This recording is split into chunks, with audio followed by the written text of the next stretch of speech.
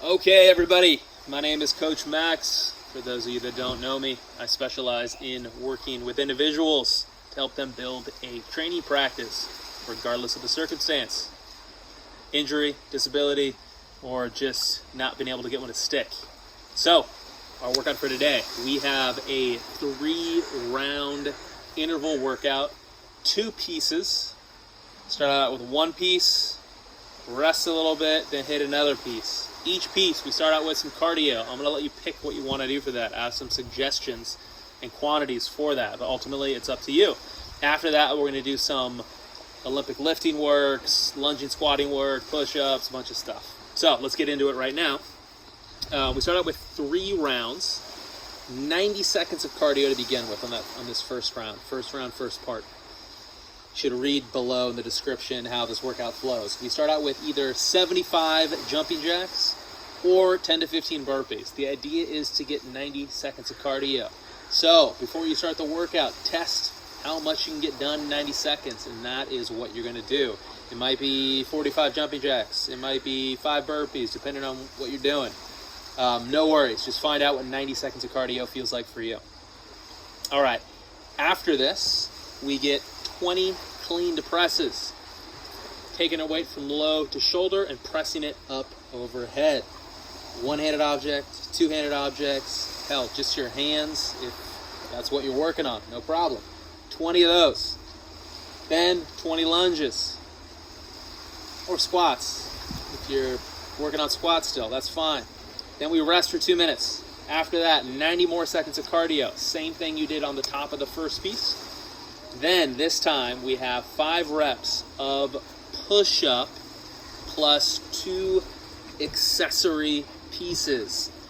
I recommend it be a rotational mountain climber, but you could also do shoulder taps if you've got some leg injuries, or if you're on your back, you can floor press instead of the push-up, and then you can pull your legs up to the front on either side for your accessory work.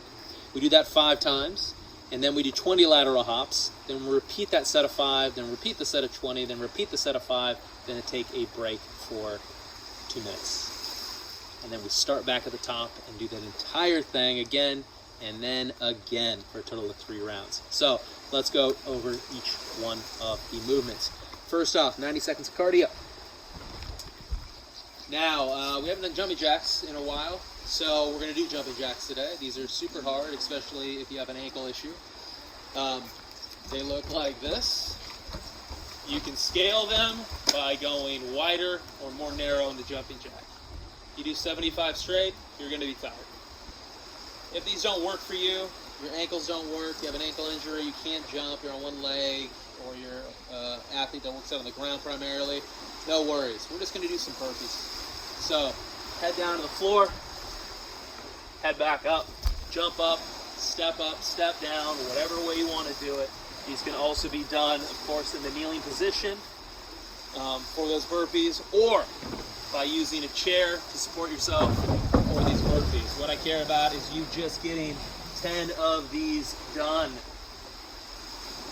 Ta-da! Okay, so we have those for 90 seconds. Then we have 20 clean and presses. So we grab our weight. I have my backpack full of books here. It's about 25 pounds. I'm going to take this weight from down low, clean it up to my shoulders, and then press it overhead. So for this piece, abs need to be engaged the whole time. I don't want your back rounding when you're bending over. Knees need to be apart, not caving in at all. And then finally, you scale this how you want. For example, you choose your weight. Obviously, the heavier it is, the heavier it's going to be. In addition, choose how far you want to go down. You could clean from right here, that's fine, or you can clean all the way from the floor. The question is, can you keep your back flat while you do it? For the press, if you want to make it harder, you can not push with your legs and just do a strict press with your arms. That's totally fine. Or if you have a light weight and you want to get some more work, all fine. These moves can also be done from the seated position. If you work out of the seat most of the time, we can still take an object and we can clean and press that object from a seat in the front or on the side of our body. You can also do this from a kneeling position. You can be on your knees and do a clean and press. Those all work. So that is our clean and press. Then we have 20 lunges. Our lunge is a step forward movement where we split our legs and then descend down as low as possible. This is difficult. It's even more difficult if you have some weight attached with you. But if it's doable, use that weight. If you have a leg injury to your ankle or knee, or it's otherwise not right, this gets even harder. So scale this by ditching the weight if you want to. Also, you can not step out as far. That will make it easier. You can also not descend as far. Find whatever's going to work for you for this workout. If you're really struggling on one side, you're missing a limb, or one limb is just not holding its own weight, feel free to keep the back leg straight. Maybe you hold your weight and just have a nice lunge position. You can even turn your foot out for more stability, but you won't be able to descend from there at all. So those are some options for our lunge. Now, if this is still a difficult problem, we can also elevate this movement. Hold on for balance.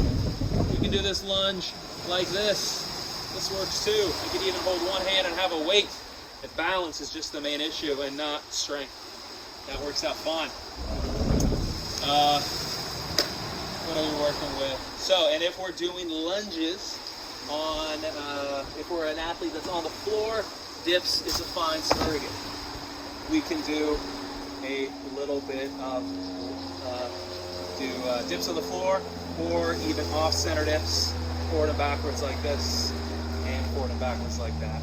Both good candidates. So that takes us through our first rounds: cardio, clean and press, lunge.